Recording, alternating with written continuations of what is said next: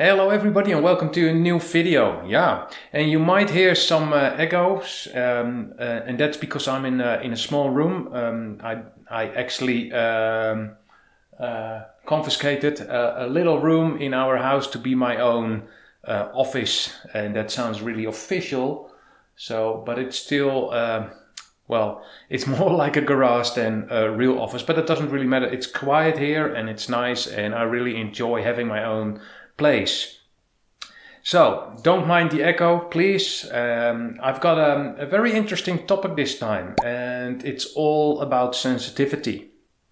You see, I grew up with the books of Roald Dahl, and I wasn't such a great reader myself, but my teachers in the school, they were doing a great job during the read aloud.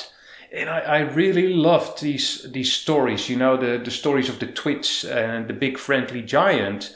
These stories were like colorful and exciting, but looking back, they might not have been very politically correct. But what did I know about being politically correct when I was young, right? I mean, I had a black boy in our class. Actually, he was more in between. And on Madagascar, people would say that it is the color of the earth. They call that Lukutani. But anyway, he was my friend. And I actually never really noticed that he had a different skin color. And not that I know of, at least. But also, me, for example, I'm 25% German. But we really never paid too much attention to that either. It was only after some remarks from other children I noticed it.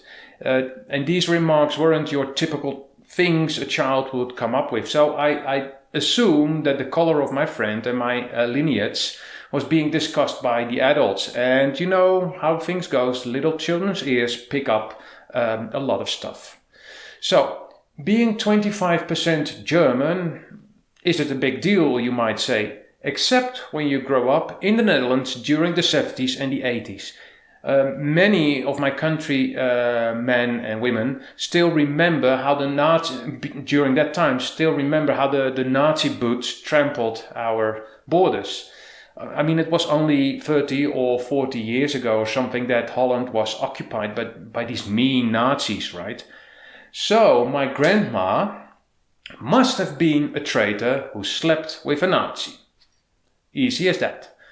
Well, actually, the story is a little bit more decent and a little bit more complicated than that. To be short, my grandpa actually already lived in the Netherlands many years before Hitler came into power.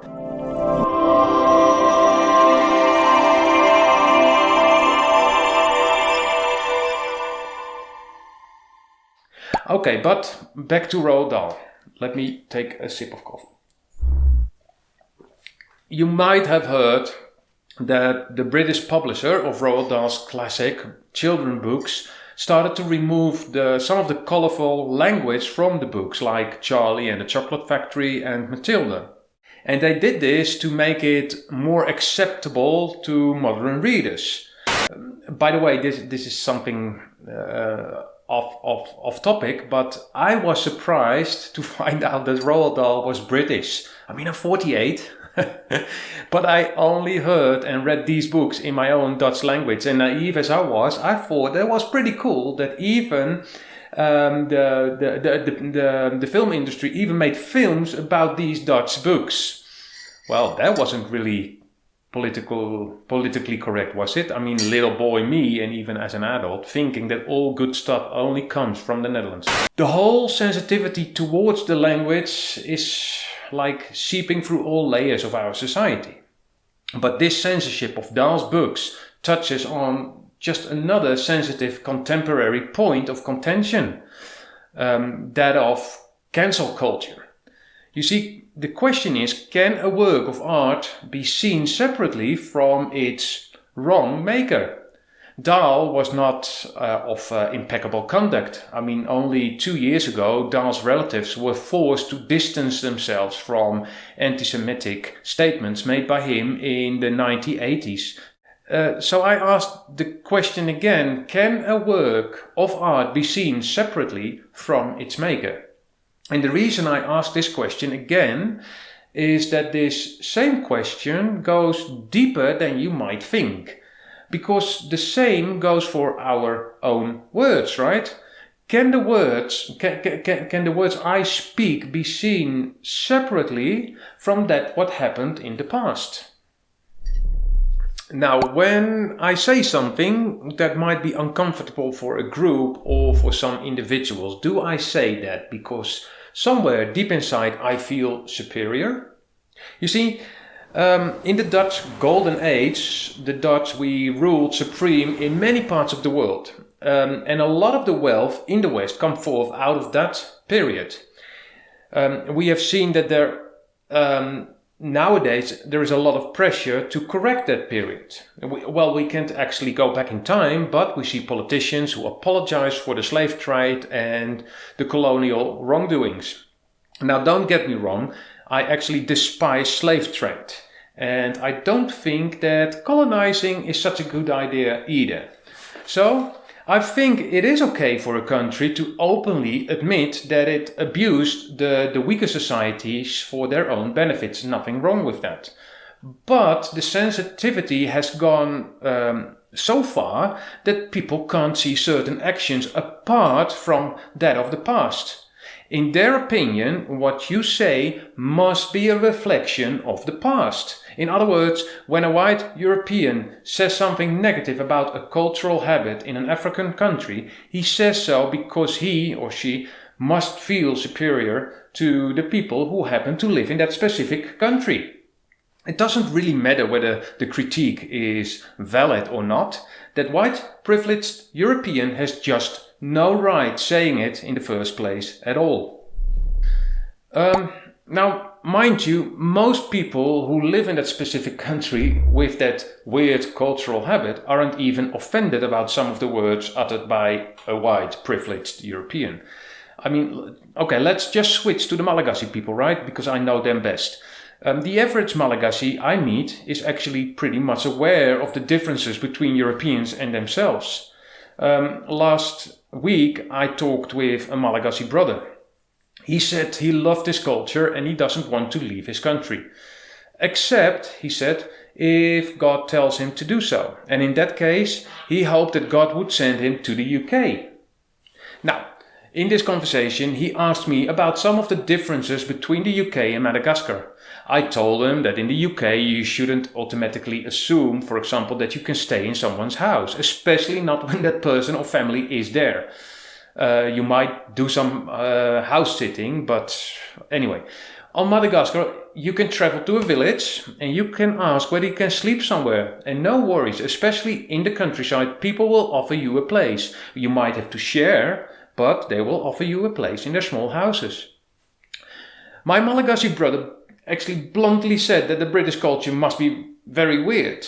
Not social even, he said, and many more things.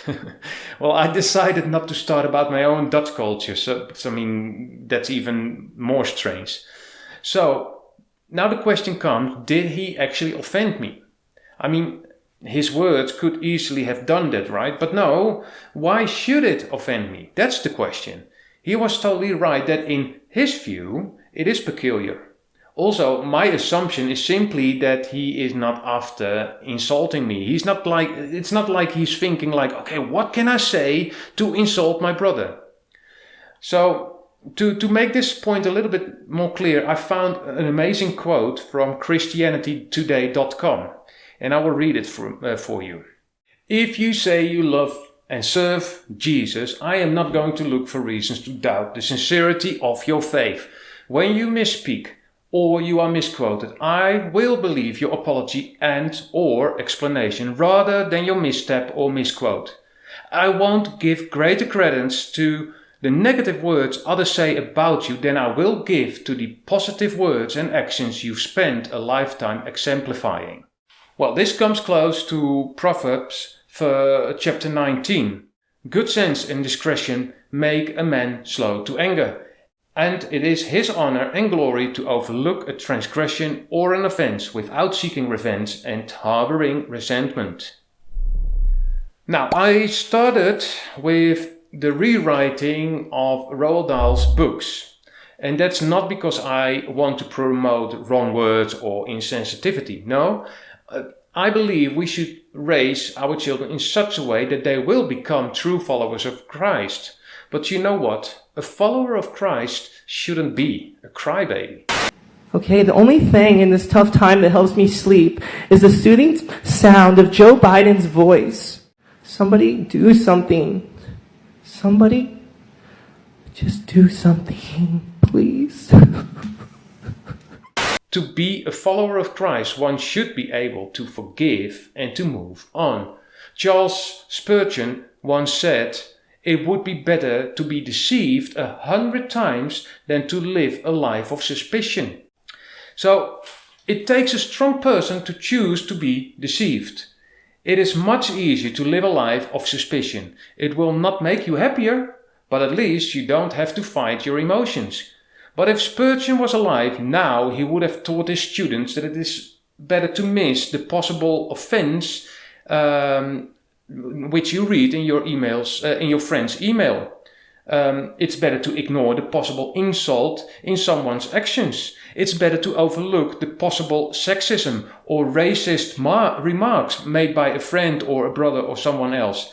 If your brother or sister shows some possible insensitivity or rudeness, you could decide that he or she might not have meant it like that. And of course, things can become different when someone's sins are clear as daylight. But mistrust will only result in us rebuking the other for sins they didn't even commit. Your intuition is not enough to feel offended. Living your life without suspicion is extremely difficult. It demands willpower and a high portion of grace from the Lord. 1 Corinthians chapter 13, and I guess you know this, which says, "Love does not delight in evil, but rejoices with the truth. It always protects, always trusts, always hopes, always perseveres." So the rewriting of Dahl's books show the delusion of the day. We live in a world where complainers are being awarded and actually promoted. The harder you whine, the more attention you'll receive. And trust me, this is not just reserved for the world. We see it in the Christian church as well. The woke ideology seeps through all layers of our society. Assumptions, feelings, and suspicion are becoming key to many decisions. Dealing with issues according to the biblical standards are becoming more and more subordinate